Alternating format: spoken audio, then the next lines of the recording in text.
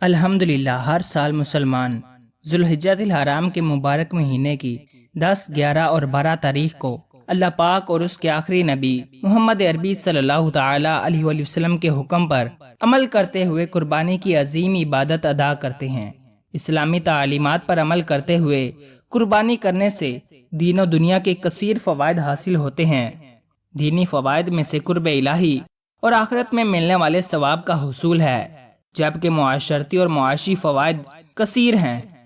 ایک اچھا معاشرہ وہی شمار ہوتا ہے جہاں رشتہ داروں، ہمسایوں اور غریبوں کا خیال رکھا جائے اور انہیں خوشیوں میں شریک کیا جائے۔ الحمدللہ قربانی کے موقع پر دین اسلام کی روشن تعلیمات پر عمل کرنے والے ایک عظیم اور حسین معاشرے اور سماج کا منظر پیش کرتے ہیں۔ دین اسلام نے ہمیں رشتہ داروں کے ساتھ اچھا سلوک کرنے کا حکم دیا ہے۔ قربانی کے دنوں میں رشتہ داروں کے ساتھ صلہ رحمی کرنے کا جذبہ بڑھ جاتا ہے کہ قریبی رشتہ داروں کو قربانی کے موقع پر گھر بلا لیا جاتا ہے اور دور کے رشتہ داروں کے یہاں گوشت لے جا کر دیا جاتا ہے، اور یوں جن رشتہ داروں سے مہینوں نہیں مل پاتے، اس بہانے ان سے ملاقات اور صلہ رحمی کی صورت بن جاتی ہے۔ صلہ رحمی کے بارے میں پیارے آقا صلی اللہ تعالی علیہ وآلہ وسلم نے ارشاد فرمایا، جسے یہ پسند ہو کہ اس کی عمر اور رزق میں اضافہ کر دیا جائے تو اسے چاہیے کہ اپنے والدین کے ساتھ اچھا برتاؤ کرے اور اپنے رشتہ داروں کے ساتھ صلہ رحمی کیا کرے۔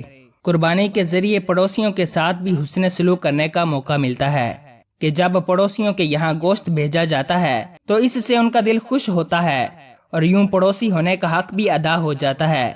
رسول کریم صلی اللہ تعالی علیہ وآلہ وسلم نے پڑوسی کے حق کے بارے میں ارشاد فرمایا کہ حضرت جبرائیل علیہ السلام مجھے پڑوسی کے متعلق وصیت کرتے رہے، یہاں تک کہ مجھے یہ گمان ہونے لگا کہ یہ پڑوسی کو وارث ٹھہرا دیں گے۔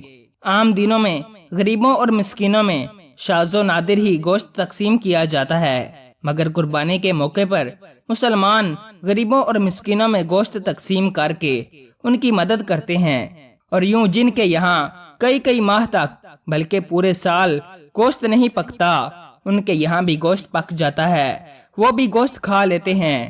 غریبوں کی مدد کرنے کے بارے میں نبی کریم صلی اللہ تعالی علیہ وآلہ وسلم نے ارشاد فرمایا، جب تک بندہ اپنے مسلمان بھائی کی مدد کرتا رہتا ہے، اللہ پاک اس کی مدد فرماتا رہتا ہے۔ قربانی کے موقع پر جب ایک دوست دوسرے دوست کے یہاں گوشت لے جاتا ہے تو ان میں اخوت اور بھائی چارگی کی فضا قائم رہتی ہے، محبت میں اضافہ ہوتا ہے اور تعلقات خوشگوار رہتے ہیں۔ حضور اکرم صلی اللہ تعالی علیہ وآلہ وسلم نے بہترین دوست کے بارے میں ارشاد فرمایا کہ اللہ کے نزدیک بہترین دوست وہ ہے جو اپنے دوست کے لیے سب سے زیادہ بہتر ہو۔ جس طرح قربانی کے سماجی اور معاشرتی فوائد ہیں، اسی طرح قربانی کے معاشی فوائد بھی کثیر ہیں۔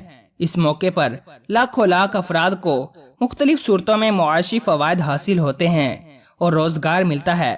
ویب سائٹ arabnews.pk کی رپورٹ کے مطابق 2021 میں صرف پاکستان میں 90 لاکھ جانوروں کی قربانی کی گئی، جن کی قیمت $2.5 بلین یعنی 7,79,79,50,000 روپے بنتی ہے۔ اسی طرح سرکاری web site national library of medicine کی 2019 کی رپورٹ کے مطابق حج کے موقع پر صرف حجاج کی قربانیوں کے لیے 3 ملین یعنی 30 لاکھ جانور جمع کیے گئے۔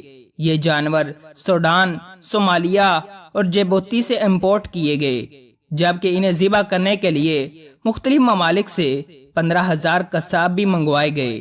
قربانی کی یہ تعداد اندازہ لگانے کے لیے کافی ہے کہ اس سے دنیا کو کتنے معاشی فوائد ملتے ہیں۔ اب متوسط اور غریب طبقے کو ملنے والے چند فوائد سنیے۔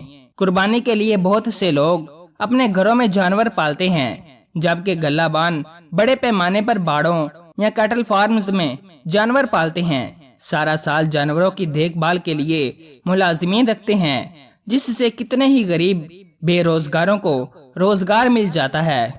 کسان جانوروں کے چارے، بھوسے اور دانہ وغیرہ کے لیے کھیتی باڑی کرتے ہیں، اور ان چیزوں کو دکاندار تک پہنچانے کے لیے کئی لوگوں کو روزگار مل جاتا ہے۔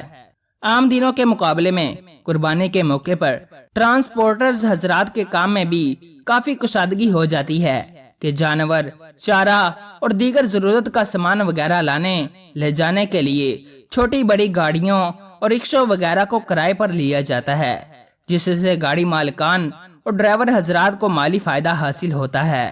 قربانی کے موقع پر بگدا، چھری، چاقو وغیرہ کی خرید و فروخت میں اضافہ ہو جاتا ہے، اور یوں ہی ان کی دھار تیز کرنے والوں کے کاموں میں بھی تیزی آ جاتی ہے، جس کی وجہ سے نہ صرف معمول کے لوہار بلکہ کئی عام بے روزگار افراد بھی فائدہ اٹھاتے ہیں اور علاقوں میں چھریاں وغیرہ تیز کرنے کی سروس دیتے اور روزی کماتے ہیں۔ قربانی کے موقع پر لوگ مختلف مقامات پر چھوٹے چھوٹے اسٹال لگا کر جانوروں کی سجاوٹ کا سامان اور قربانی کے موقع پر کام آنے والا دیگر سامان فروخت کرتے ہیں، اور یوں ان کے بھی روزگار کی صورت بن جاتی ہے۔ قربانی کے دنوں میں قصاب طبقہ کے روزگار میں بھی اضافہ ہو جاتا ہے، اور ان کے علاوہ عام لوگ بھی جو قربانی کرنا جانتے ہیں وہ بھی عید کے دنوں میں اجرت پر قربانی کے جانور ذبح کر لیتے ہیں، یوں ان کو بھی روزگار مل جاتا ہے۔ قربانی کے جانور کی کھالوں سے چمڑے کی صنعت میں بھی کافی اضافہ ہوتا ہے۔ چمڑے کی فیکٹریز کا کثیر کام قربانی کی کھالوں سے چلتا ہے۔ Trade development authority of Pakistan کی ویب سائٹ کے مطابق جولائی 2021-2022 میں پاکستان میں $953 ملین یعنی 2,99,97,124 روپے کی چمڑے کی مصنوعات ایکسپورٹ کی گئی۔ اللہ رب العزت کی طرف سے یہ قربانی کا حکم بہت سی حکمتوں سے بھرا ہوا ہے۔ یوں کہنا غلط نہیں ہوگا کہ قربانی کا جانور جب پیدا ہوتا ہے تو اس کے ساتھ سینکڑوں افراد کا روزگار وابستہ ہو جاتا ہے۔ اگر آپ کو یہ ویڈیو پسند آئی ہے تو ویڈیو کو لائک کریں اور شیئر کریں فرینڈز اور فیملی ممبر کے ساتھ، اور چینل کو لازمی سبسکرائب کریں۔